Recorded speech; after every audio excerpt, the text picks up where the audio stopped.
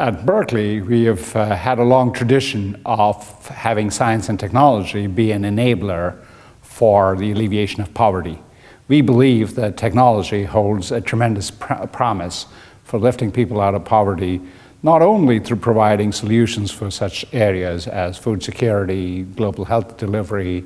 as well as education, but also in very innovative new kinds of applications, such as those involving social media, such as those involving wireless technologies. And as such, technologies for the developing world really push the envelope in terms of technologies and services. In the Silicon Valley culture, it is quite often felt that the markets in the developing economies are the first markets, and that this innovation then boomerangs back into the developed world. And so it really isn't very much a question of a balance between the two. It's really that technology innovation quite often takes root in the developing world first. Some examples of this include M-Pesa, which is the money program in Kenya,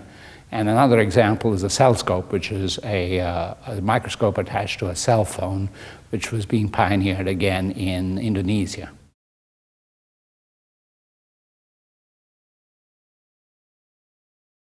A traditional point of view is that there is exalted science, which does invention, and then there's engineering, which converts it to innovation, and then there is business, which then converts it into an instrument of commerce.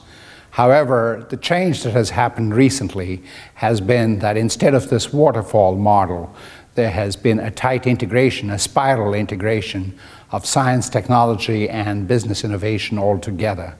This has resulted, of course, in having monumental changes in the educational system, because they no longer allow for a separation of the social sciences from the physical sciences or the biological sciences and engineering, because they're all tightly integrated into a spiral.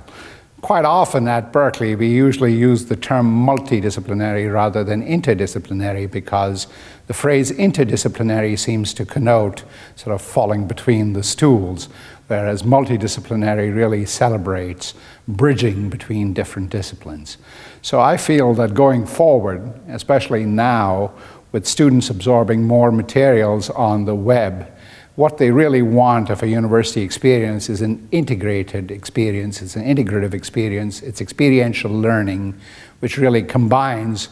both the arts and humanities in the design process, as well as the social sciences and things like usability, and the economics, and of course the sociology of consumption, as well as, of course, science and engineering.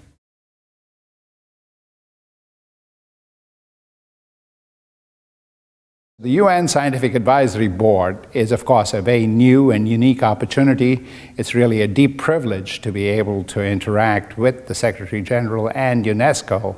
in being able to provide advice which would be used across several nations on problems which are deep and affect all of us as residents of a common world.